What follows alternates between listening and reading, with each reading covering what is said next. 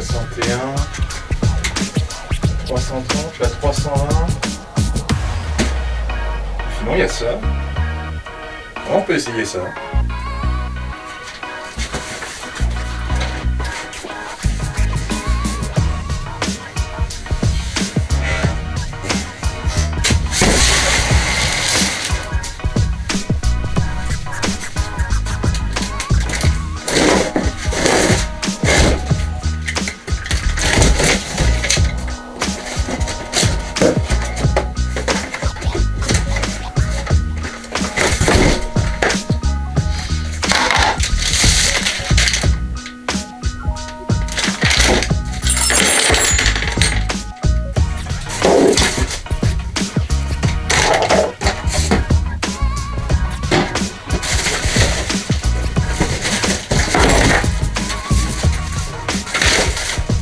Salut à tous, et aujourd'hui Vevor ont décidé de m'envoyer une tronçonneuse thermique. On va voir ce que ça donne, hein.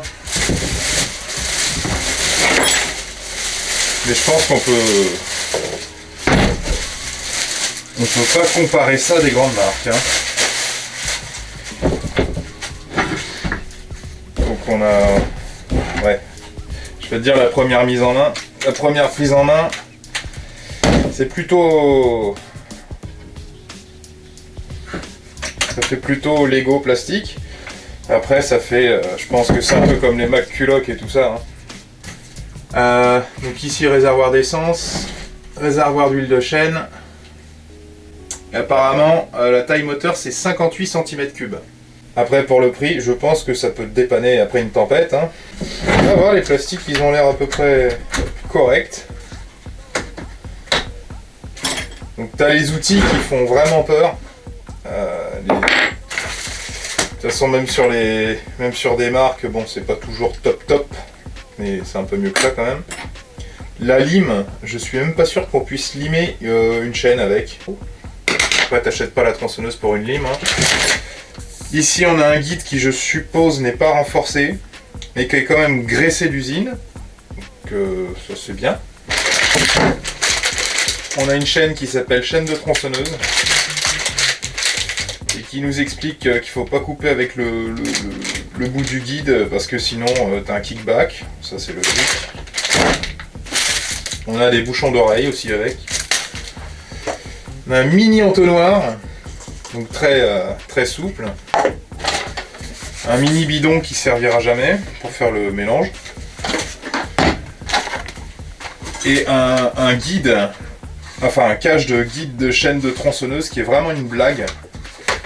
C'est vraiment du plastique très souple que tu es censé couper en fonction de la taille du guide et de la chaîne. On a des petites griffes non pointues et deux vis sûrement pour installer les griffes si on veut. On a le manuel d'utilisation.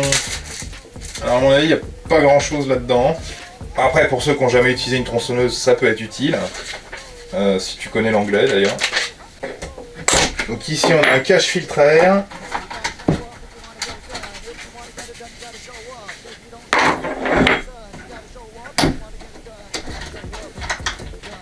La couleur du filtre à air, je te jure.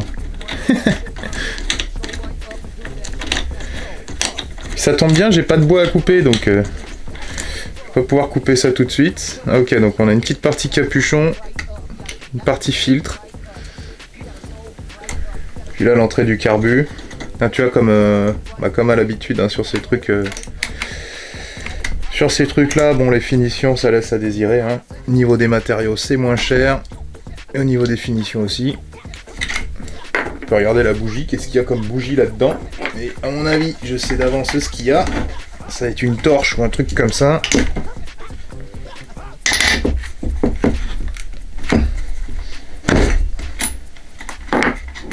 Ouais, torche.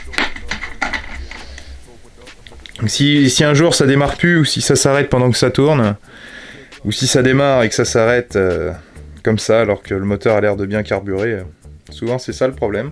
D'ailleurs je vais regarder là-dedans s'il parle d'un écartement bougie d'électrode. Ah, 0708. Tu vas voir, d'origine c'est rare que ça soit bien réglé ça. Donc je vais mettre à 7,5 parce que c'est entre 0,7 et 0,8. Et on est largement en dessous. Ouais, là ça le fait. Donc le premier plein, moi je vais le faire un peu plus riche, 2,5%. C'est un rodage. Les constructeurs aiment bien dire qu'il n'y a pas de rodage sur les moteurs. Après je dirais que c'est 6 fois moins cher qu'un équivalent d'une marque. Faudrait que je vérifie quand même.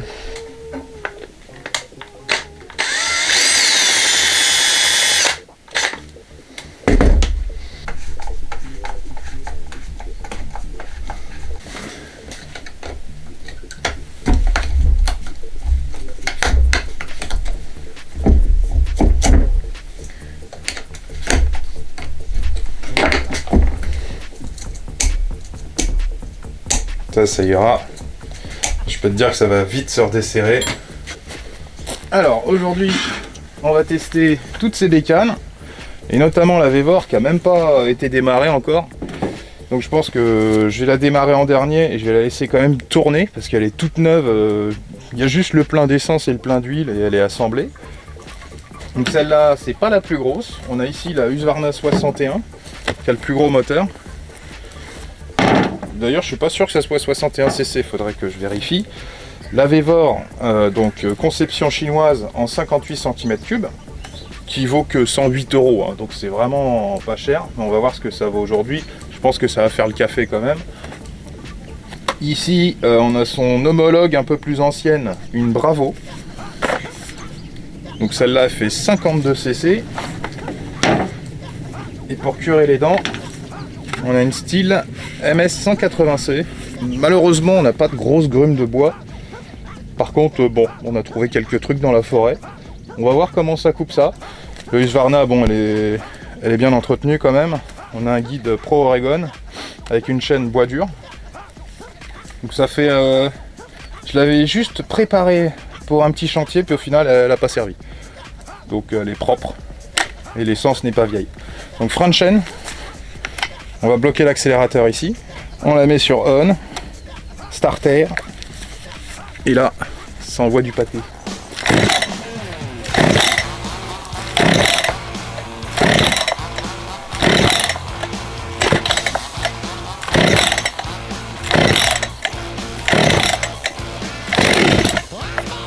On enlève le starter.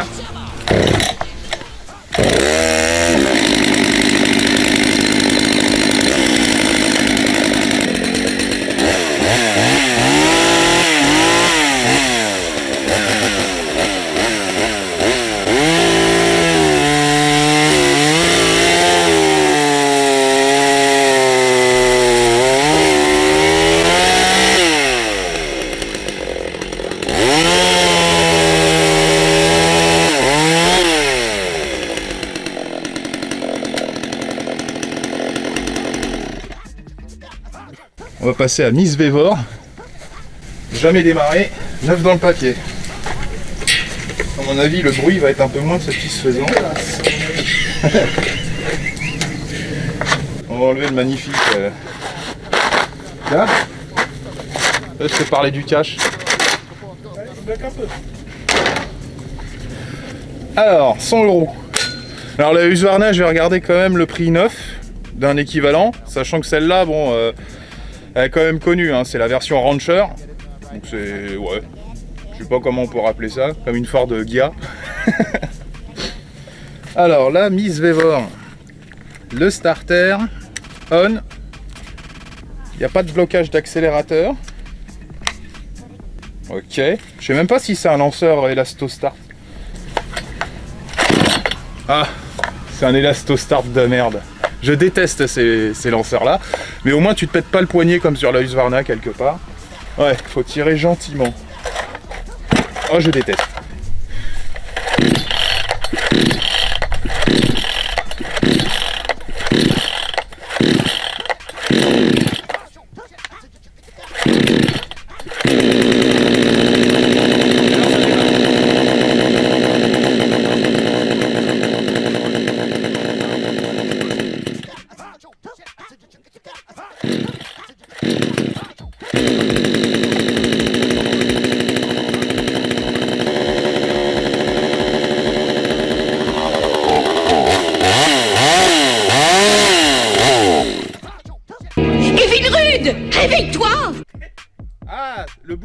stop est bien placé. Suffit que tu aies le pouce là, ça a éteint. Bon.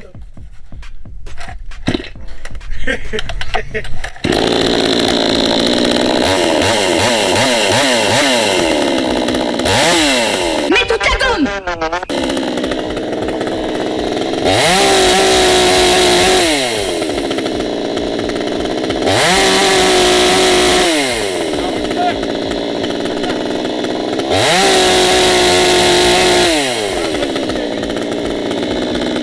On va quand même voir comment ça fonctionne.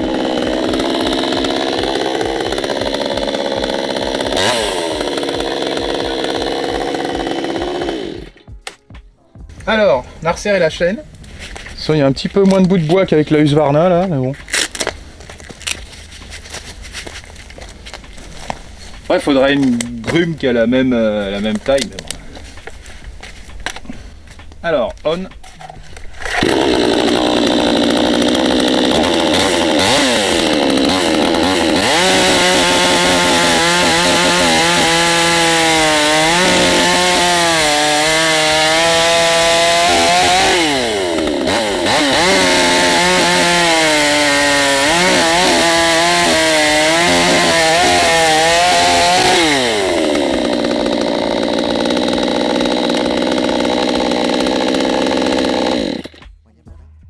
En même temps, c'est le rodage.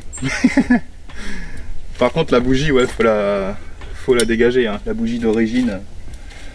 Donc ça va, parce que ça, c'est du hêtre qui est très sec. Donc ça fait le test du bois dur. Vu que la chaîne est neuve, les copeaux sont satisfaisants. Et après, on va regarder son homologue 52cc. Donc celle-là, je voyais ça tout à l'heure là, en retendant la chaîne. Elle est fabriquée par Zhejiang Topwi Tools. Voilà, après ça vaut 100 balles. Hein.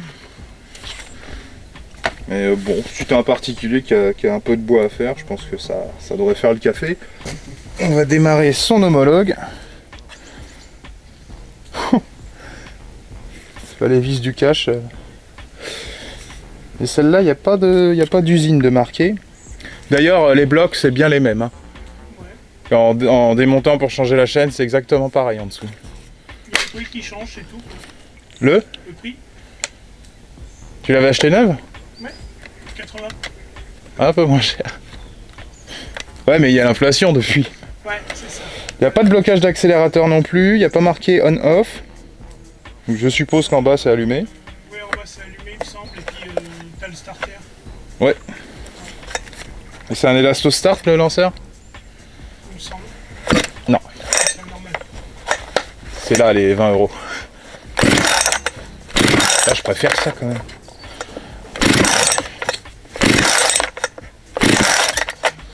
Il a besoin d'huile le ressort. On a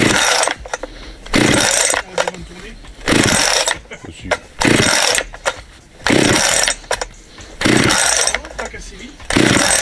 Ah, c'est peut-être on dans l'autre sens. Ouais.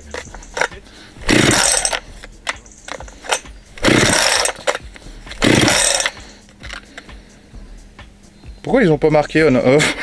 Ça rien, c'est trop cher. Ouais, mais elle est complètement vide aussi. Ouais. Ça y est, il y a l'essence là. Ouais, c'est ça.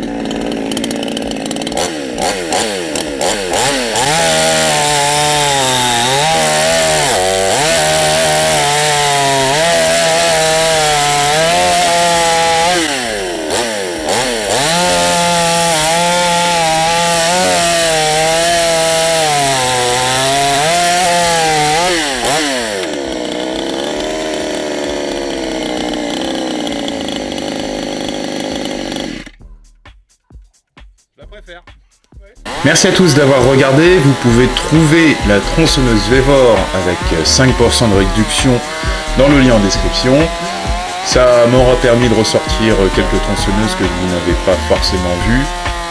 D'essayer de faire une comparaison, mais c'est difficile à voir en vidéo, car il aurait fallu la même grume de bois, de la même taille, la même essence, pour vraiment pouvoir comparer, on va dire, la puissance qu'il y a entre les tronçonneuses.